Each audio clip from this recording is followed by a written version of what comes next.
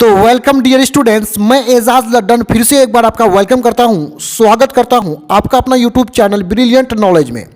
तो आइए यहाँ पे प्रश्न को पढ़ते हैं। यहाँ है कारण बताओ, अर्थात जो नीचे प्रश्न पूछा गया है ना, उसका हमें कारण बताना है। यदि ऐसा हुआ है तो क्यों हुआ है, इस बात को बताना है। तो आइए प्रश्न को यहाँ पढ़ लेते हैं। यहाँ पे है कपास की खेती दक्कन प्रदेश की काली मिट्टी में अधिकांशता होती है। मतलब ये समझिए, ये जो कपास फसल है, इसकी खेती, इसकी कृषि अधिकतर कहाँ होती है? दक्कन प्रदेश के काली मिट्टी में अधिक होती है। क्यों होता है, इसी कारण को बताना है। क्यों कपास की खेती दक्कन की काली मिट्टी में अधिकतर होती है, अधिकांश होती है, इसी रीजन को बताना है। देखिए यहाँ जो काली मिट्टी देख रहे हैं ना, तो मिट्टी कई प्रकार के होते हैं। तो मिट्टी कई प्रकार का होता है, इसका एक प्रकार है काली मिट्टी। और दक्कन प्रदेश समझिए, दक्कन नाम का एक पठार है।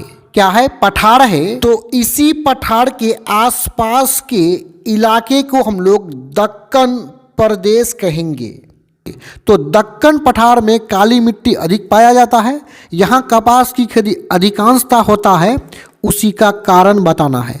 अब जरा सा दिमाग पर आप जोर डालिए कि कपास की खेती दक्कन प्रदेश की काली मिट्टी में अधिकतर क्यों हो सकता है, अधिकांशता क्यों हो सकता है? वो इसलिए हो सकता है कि कपास की खेती के लिए जो जो भौगोलिक परिस्थिति चाहिए, जो जो सिचुएशन चाहिए, वो दक्कन के काली मिट्टी प्रदेश में अधिक पाया जाता है। इसलिए कपास की खेती यहीं पे ज़्यादा होता है। इसको और बारीकी से आइए उत्तर में देख लेते हैं। यहाँ देखिए उत्तर में, कपास की खेती के लिए लावा निर्मित काली मिट्टी बहुत उपयुक्त होती है। बहुत उपयुक्त होती है मतलब बहुत अच्छा होता है। उपयुक्त का मतलब लायक होना, अच्छा होना। तो कपास की खेती के लिए क्या चाहिए? काली मिट्टी तो चाहिए, लेकिन ये लावा निर्मित काली मिट्टी बहुत ही उपयुक्त होती है।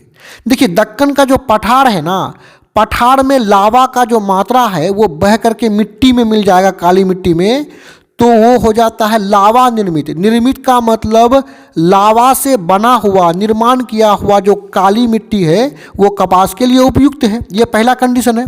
आगे देखिए, कपास को तेजी से बढ़ने के लिए इसे लगभग, इसे मतलब कपास को 210 दिन पाला रहित, 210 दिन पाला रहित मौसमों की आवश्यकता होती है। यानी कपास तभी तेजी से बढ़ सकता है जब उसको 210 दिन, लगभग 210 दिन पाला रहित मौसम में रखेंगे तब। अब ये पाला रहित क्या होता है समझिए। पाला का मतलब होता है ओस।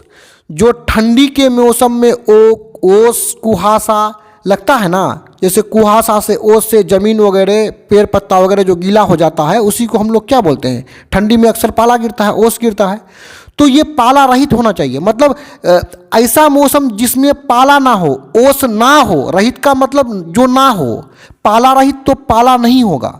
तो ऐसा मौसम जो पाला नहीं रहित होगा, जिसमें पाला उला नहीं पड़े, अर्थात गर्मी का मौसम होना चाहिए। कितना दिन तक? 210 दिन तक। ये सिचुएशन चाहिए कपास को बढ़ने के लिए, कपास का पैदावार के लिए ये कंडीशन चाहिए। अब आगे थोड़ा सा समझते हैं। देखिए, ये सभी भौगोलिक परिस्थितियां, यानी जो परिस्थिति यहाँ ऊपर देखे, ये परिस्थितियां, ये सिचुएशंस दक्कन प्रदेश की काली मिट्टी क्षेत्र में, यानी दक्कन प्रदेश का जो काली मिट्टी क्षेत्र है, उसी क्षेत्र में मिलती है। तो जब यहाँ मिलती है तो कपास ज़्यादा कहाँ होगा? यही ना होगा दक्कन प्रदेश की काली मिट्टी क्षेत्र में। तो उसी को बोला है, यही कारण है कि कपास की खेती दक्कन प्रदेश की काली मिट्टी में अधिकांशता होती है। तो यहाँ पे ये वीडियो समाप्त होता है। इस तरह का और भी वीडियोस को देखने के लिए आप हमारे चैनल के प्लेलिस्ट में भी जाकर के देख सकते हैं। वीडियो देखने के लिए आपका धन्यवाद।